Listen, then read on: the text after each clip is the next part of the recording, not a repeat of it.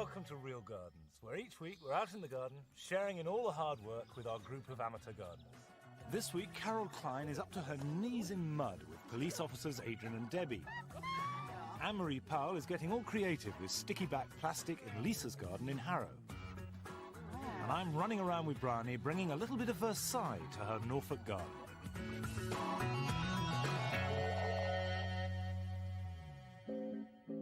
This narrow, cluttered back garden in Harrow belongs to Lisa Jacobson and her family. Lisa has been here for 18 months, but she's had little chance to get to work on her garden because she's always busy chasing after her two young children, Sophia and Grace. To work in the garden with the children is virtually impossible. You can't do a single thing. But I don't tend to do anything that would take my mind off her, because obviously it can be dangerous. Sophia, you want to come down here? If I have an area where they can play, then I can get on with some gardening, because I know that they're safe, and I really would like it to be just bright, colourful, safe and fun. Last time Anne-Marie was here, the two of them were in demolition mode, clearing the end of the garden in preparation for the children's play area. What remained was a tatty old shed. While we've been away, Lisa and her sister Suzanne have been busy, clearing the junk from the garden to the dump and attempting to move the shed. I'm not sort of woman that will tackle things all by herself. I do need some sort of guidance. I'm a bit weak and feeble when it comes to sort of manual labour. So I do need some... I'm not afraid to do it, but I need some instructions. I need pointing in the right direction, etc. They eventually managed to move the shed onto the lawn in time for Anne-Marie's visit today, to make it easier to do it up and to repair the foundations. All Lisa has to do now is sell the idea to Anne-Marie. We've had deliveries all week with the AstroTurf flooring. It's been quite exciting, so we've got lots of work to do. I must let you know that my carpentry skills are absolutely rubbish. Well, between us we can knock something up, I reckon. I think that's It going can't to be too difficult, really. It's quite small. My favourite is this. Look at the notices. Wow! Very kitsch and very fun. Nellie Moser. Yeah. She gets everywhere, actually. We used to say she's a bit of a brazen hussy. So that suits perfectly then. That's Really going to be brilliant, isn't it? fantastic, yeah. But as always, before the fun bits, we can't resist a bit more destruction. We want to turn the shed around by 90 degrees, so we need to rearrange the foundations to fit, making sure they're level. So we've got this brick in here now. Hopefully it'll be fairly flat. See if we're going to need to pack that up a bit, so that's the level there. Now we've got the base the right shape, we need to create a flat surface by filling in the cracks with some earth. Do you know what? I reckon we should get this door off. Okay. So get unscrewing. Jesus. What we want to do is to move the door to what will now be the front of the shed. And out she comes. We need a bit of carpentry action going on here, don't we? New How on door. earth are we going to do that? Well, To make the new door frame, we need a pair of 3x2 timber battens, which Lisa's brother David has picked up for us. With the amount of work ahead of us, we need all the help we can get. I've worked out that this is 6 inches wider than our door, so we need to make a new frame out of bits of 3x2 which we prepared earlier. So they'll sort of slot in there. We'll hammer them into this, and then we'll nail these bits of shiplap onto here. And then we can hang our new door. So that's the theory. The shed leans to one side, so with David pulling it upright, we can fix the door frame into position. The frame will also help brace the shed, making it sturdier and straighter.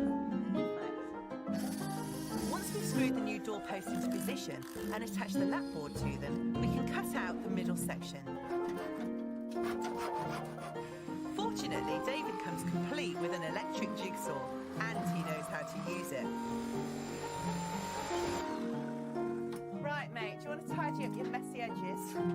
And moments later, the new doorway is complete. Marvellous! After blocking up the old doorway, we're ready to move the shed into its new permanent position. Luckily for us, Lisa's sister Suzanne has turned up again just in time to help lug the shed into its new position. She only popped in for a cup of tea.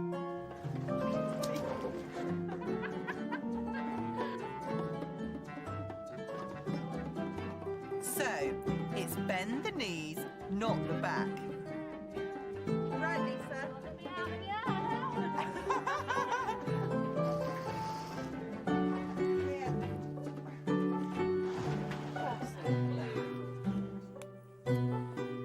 Right, got a job. You see these panels here? We need to cut out some marine ply all the way over there and then line it with those clematis sticky back panels that you've got. So I've drawn out the side here and there's these two panels here. So you need to measure it and then cut it down to size. Okay. Me and Dave are going to get on the roof and sort that out. All right. Okay. The marine ply panels will give us the flat surface we need for the sticky back plastic. 42 inches. This AstroTurf is fab. It doesn't matter if it gets wet and it comes in a range of funky colours. It's not cheap and it can be hard to get. We got ours mail order from the sports equipment supplier.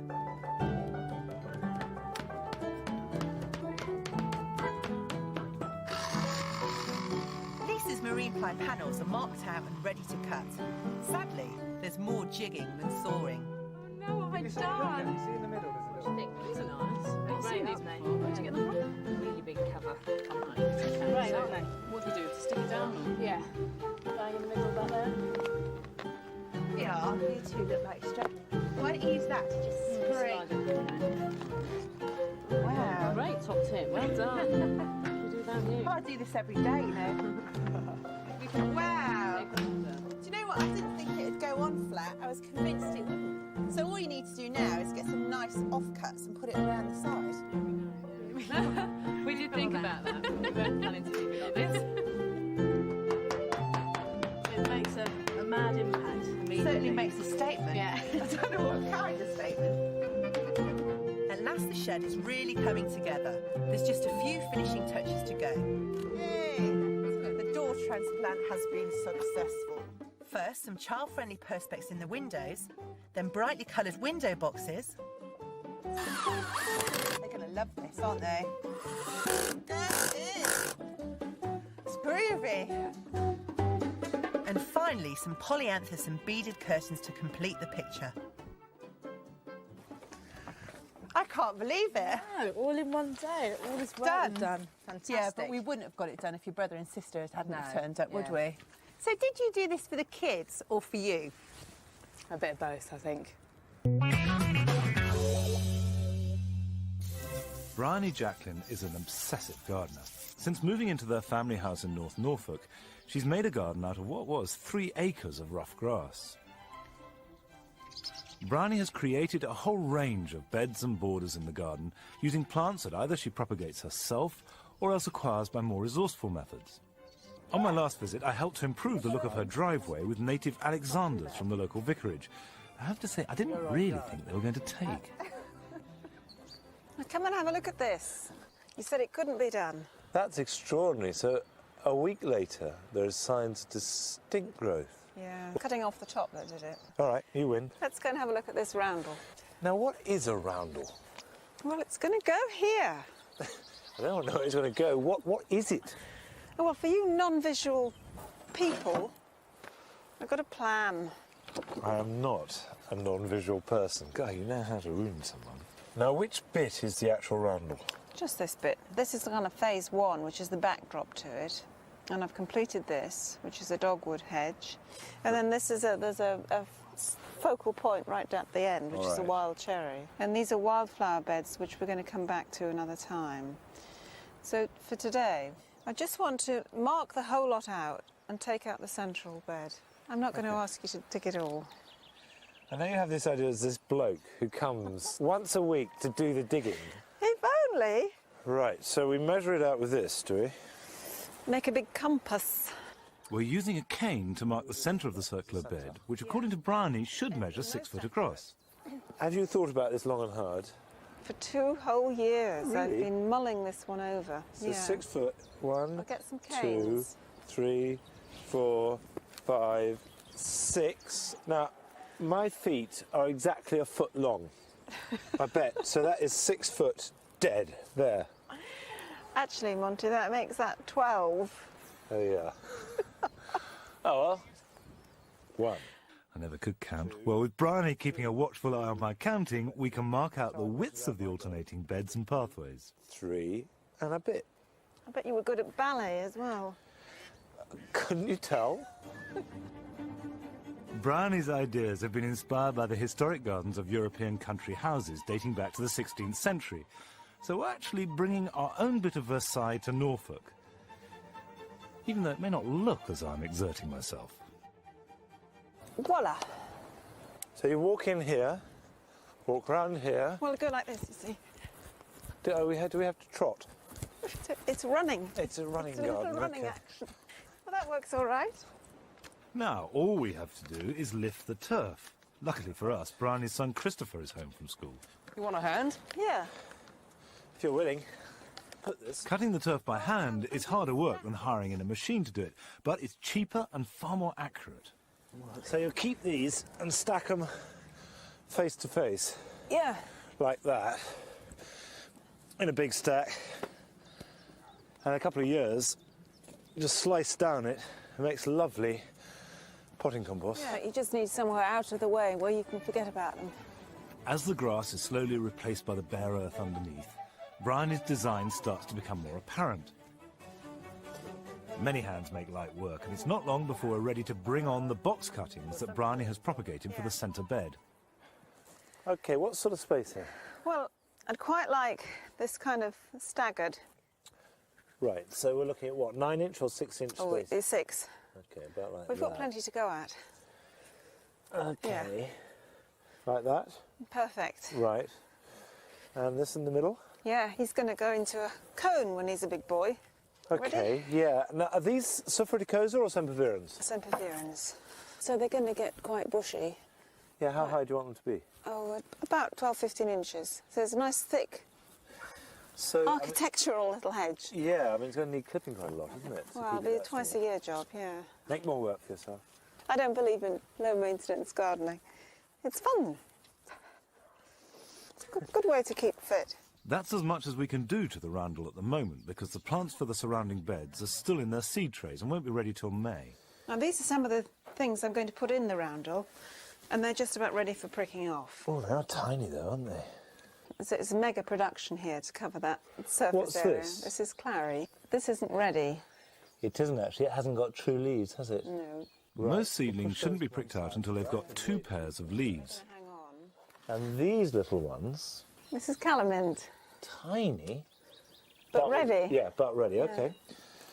And here, which you have prepared dutifully, is a seed tray, and we'll just prick these out. Yeah. What do you use for pricking? A little paintbrush. I use my knife. Well, I just cut the roots off with that. Well, oh, look at the roots on that. Tiny, but perfectly good roots. So we're just taking these, holding them by the leaf, gently easing them in, nice and deep, and don't firm them in. That's the crucial thing, isn't it? Now, this compost has got a bit of sharp sand in it, hasn't Yeah, it? and a bit of grit added as Yeah. well. You don't add any nutrients at all at this stage? No. This is the one job that my mother still helps me with, and it's lovely. We can spend an afternoon together. You need a radio program, you need the rain beating down outside, and more delicate fingers than I've got. Now, will you prick all these out? Well, I think I'm going to need a couple of hundred, so I will, because there are bound to be some losses along the way. And these are perennials, so I'm looking for, you know, early start, so they'll flower this year. That's an awful lot of seed trays with composting. Yeah, well, you only buy them once, seed trays, and I'm very lucky that compost is always a birthday present, just at the right time of year. It's your birthday on Saturday, isn't it? Yeah. All right, we'll just wait there for a moment. We've got a little present for you. No! We've got you. A Monty's mag! It's a magnolia. Oh, it's fabulous! I don't know what to say. Oh, quite overcome.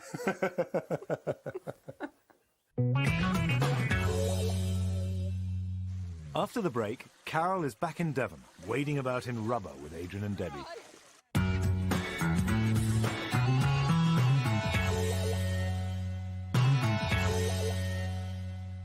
Welcome back. If you've got a young tree in the garden, it's really important to clear all growth around it. Now, one way of doing that is, of course, to spray with a weed killer, but I don't use weed killers. and there's just as an effective method. What you need to do is take the turf out around it, just lift it off, careful you don't chop through the tree, to a reasonable way all round it. Clear it of all weeds. The bare soil means that all the rain and the goodness is going to go into that tree and it's going to grow twice as fast as a result. But if you leave it bare soil, the weeds will start growing again, the grass will grow in, and you're back to square one. So what I do is use a suppressing mat, which you can buy from any garden centre, but don't use black polythene, because that will stop the weeds all right, but it will also stop the water going through. Whatever you put down must be porous. So if you put something over it, like bark or grass clippings, hay, straw, whatever you can get, that will be much nicer to look at, and the tree will grow twice as well as a result. Now, we're off to Dartmoor, where Adrian and Debbie have heeded Carol's advice that she left them with on her last visit, but they've added their own interpretation. Debbie and Adrian's bungalow has spectacular views and a steeply sloping garden. They both lead very busy lives in the police force, so gardening comes as a welcome relief to the couple, who spend as much time as they can outdoors. Okay, I'm going to try and save it. On her last visit, Carol discovered that their main bed had been planted up in cheap job lots. She came across nearly 30 of Adrian's favourite shrubs, buddleia. So she completely redesigned the 50-foot bed with a planting plan.